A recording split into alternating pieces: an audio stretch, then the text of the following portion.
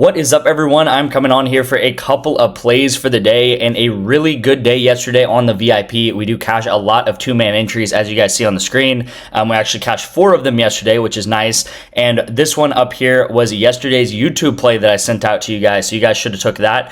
Just recapping the week, guys. Monday, we cashed the YouTube play, and these are two-man entries, by the way. So these are 3Xs or 2.5Xs, a lot of them being 3X because a lot of them were WNBA plays paired with League of Legends plays. Monday we cashed, Tuesday we cashed, Wednesday we cashed, Thursday we did not cash, Friday we did not cash, and then yesterday was Saturday and we cashed that. So 4 out of the last 6 days we have cashed the YouTube entry, and like I said, these are 3X entries and stuff like that. So really this entry kind of pays for that Friday, Thursday where we missed, and then the Monday, Tuesday, Wednesday is our profit on top of all of that. So really solid week, especially on this channel. But overall on the VIP, also a decent week. I told you guys at the beginning of the week, it's actually going to be a slower week for us. This last week there was no League of Legends this weekend, and I would say, right now, because there's no college football or NFL, maybe like 50 to 60% of our plays have League of Legends revolved around it. And there was, I think, like maybe one game on Friday of League of Legends, where there's normally maybe like 10 to 15 games going on every single weekend. That is going to change next weekend because there's a huge tournament going on called MSI, and I've been talking about that. Really excited about that. I'm starting to study, starting to find the matchups that I like and kind of angles to attack there. But if you guys do not know, we absolutely crush League of Legends, and it's going to be a big week when those lines start coming out. They should start coming out probably like Tuesday or Wednesday, something like that. So then League of Legends is going to be back. We only had to wait kind of a short week. Going into yesterday, how we did, this right here was a discounted play with wnba. I took Dustin May over pitching strikeouts. He hits, and then I have, I'll get to the 2 Counter-Strike entries here. PGA has actually been really good to us. I don't know, I used to bet on PGA and golf a lot like a year ago. Kind of came back to it, like I said, just because it was kind of a slower week and was kind of finding some lines, finding some things that I liked. The TBC River Highlands, the course that they're playing is a really easy course. So I've been taking a lot of like birdies over. I've been taking a lot of strokes under, thinking that these guys are going to play pretty good games. Both of these guys go way under their lines here at 63 yesterday. So really solid entry there. And then 2 League of Legends two Counter-Strike entries yesterday, and I really want to focus obviously on the play of the day yesterday because I talked about it a lot, and this was a very short game. So as I talk about in Counter-Strike, it is correlated based off of game length. So if a longer game happens, more kills are going to happen in this game. If a short game happens, less kills are going to happen in this game. Okay, so I actually pulled some screenshots of how the game went. It was 13-5 to Pain. It was 13-5 Mongols, and then it was 13-5 Mongols. And I said in yesterday's video, Mongols are a really dominant team. They're one of the top 5 in the world. Pain's maybe like top 20, so they're okay, but they're on a different level. Like Mongols are on a different level than Pain. Mongols absolutely like rinse the floor of them. 13-5 is a pretty quick game there. You guys can see the most important thing to understand with Counter-Strike is just because Mongols won does not mean that automatically means they're going to get a ton of kills, okay? It is more based off of how long the game is. So you guys can see it's 13-5. The longest a game can go would be 13-11, and it could actually go 12-12, and that would mean it would go to overtime rounds, and that would mean a lot more kills because these guys are in overtime, okay? So you guys can actually see, here's a score of all the players here in their kills, right? You can see we bet on DGT right here, and DGT did end up getting 21 kills. So he actually got the second most kills on his team, and he still only got 21 here because his team, it was a very short game, and his team obviously lost both games. And then Mongols here, you can also see no one really even got that high of kills either. The highest kills on Mongols was 28, then 27, then 25. So if you guys look at Counter-Strike lines, a lot of lines are around that like 30 to 31 range, right? Maybe like 20, 29 or something like that. No one even hit that, okay? So you pretty much could have took anyone under in this game, and everyone, like 10 out of 10 of these players, I'm pretty sure. I don't obviously have the lines on the top of my head, but you pretty much could have took anyone in this game to go under, and all 10 players would have went under, even though Mongols absolutely dominated this game, okay? So it's much more based off of game length, and that is why it's important to bet on Counter-Strike with correlation. Here's actually an opposite example of that. So I took the overs in this game thinking it might be a close game. This is the number 1 versus number 2 team in the world, so you might think, hey, this could be a close game. It really wasn't. Vitality ended up actually winning game 1, and then MOUZ ended up winning game 2 by a lot, okay? So it was a quick game in the terms where there just wasn't that many rounds being played because map 1 was kind of a domination by Vitality, map 2 was a domination by MOUZ, okay? So two quick games means these guys go under. Obviously, these guys barely go under, but this is opposite correlation right here. So wanted to kind of talk about that too, because, you know, I think it's important to always learn and always try to educate you guys too. If you guys do not know, since May 1st, we are up 53 units on the VIP, okay? And if you guys don't know, last year we went up around like 500 to 600 units using this correlated betting strategy, okay? You can find correlation in football, you can find correlation in Counter-Strike, you can find correlation in League of Legends, and that is why we bet on these esports and these sports.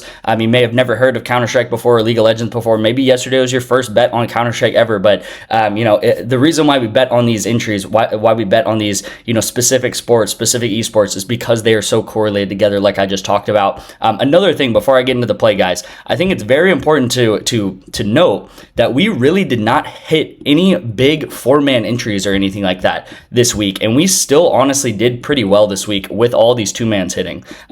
You guys can see I posted some misses here.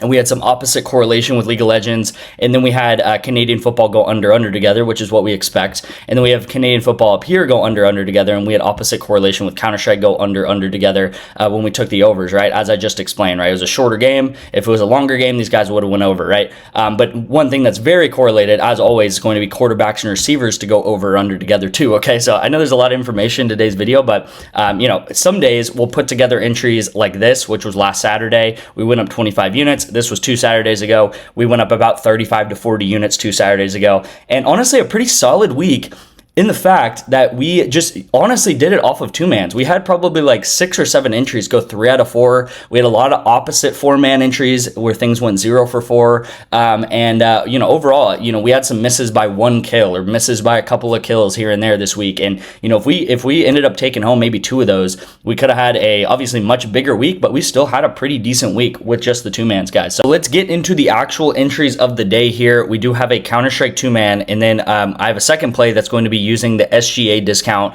and it's going to be a full NBA Finals play right there, okay? So obviously keep our fingers crossed. It's a big game tonight, and we'll see if we can go ahead and cash that one too, okay? So going into this one here, we do have 2 players to go over. We have Hap, and then we have Spinny. So Hap to go over 29.5 kills right here, Spinny to go over 15.5 kills. I just explained a lot of how Counter-Strike is correlated. Longer game means more kills, shorter game means less kills. These are evenly matched teams, so this game should go into more rounds and go the distance. You know, I think it's more likely for that to happen than not. Hap's line especially, guys, is really, really good, and I think is way too low.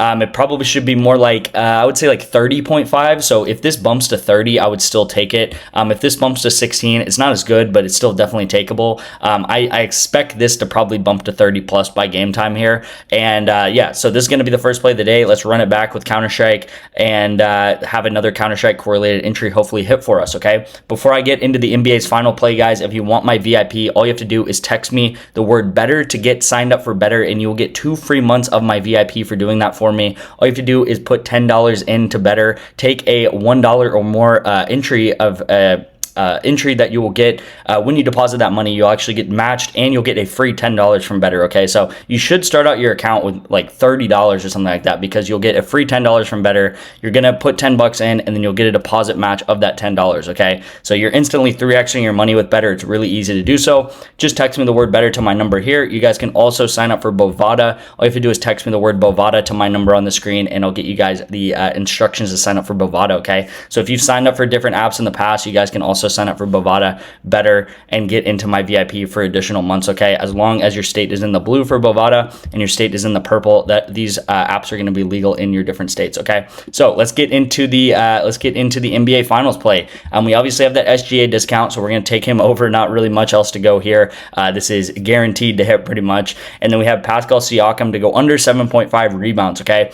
Really like this play. I think this is one of the best Finals picks on the board. I just think it's too high for him. I think it should probably be more like 7 or even 6.5.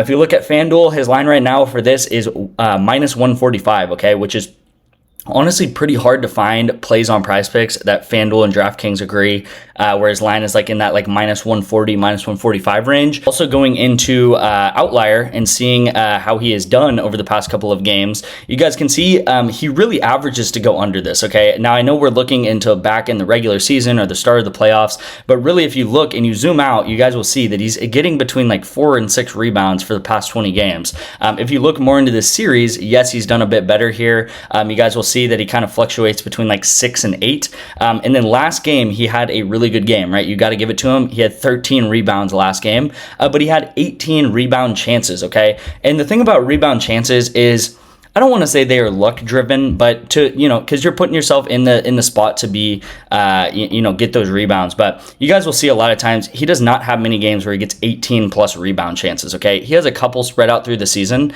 but a lot of times, after he gets like 18 rebound chances, is going to come back down to earth and he's going to average. You guys will see that he's averaging around 11.6 rebound chances over the whole course of the season. Okay, so again, 18 rebound chances is a lot. He had a lot of opportunities for rebounds. Obviously, he gets 13 rebounds, so you kind of got to give it to him last game. Like, you kind of got to give him credit, but I do think he's going to come back down to earth, and he's probably going to get around that 6 to 7 rebound mark again. Now, there is injury news about Tyrese Halliburton, floating around that he might not play or something like that. I think Halliburton's going to play, guys. It's the Game 7 of the NBA Finals. This game alone could, alter his career trajectory. So I think Halliburton's going to be fine. I think he's going to be able to play through injury, whatever it is. He's a professional athlete, and I don't really know how that's going to affect Siakam, really, but I'm taking Siakam under, and I really do like this play here, okay? So this is going to be play 2 of the day right here, SGA discount with the Siakam play, and this is going to be the number 1 play here with Counter-Strike correlation right here. So again, if you guys want to get into the VIP, just text me the word better, text me the word Bovada, and I'll get you guys into the VIP. It takes like 5 to 10 minutes to do so. Thank you guys so much for watching, and I'll see you in tomorrow's video.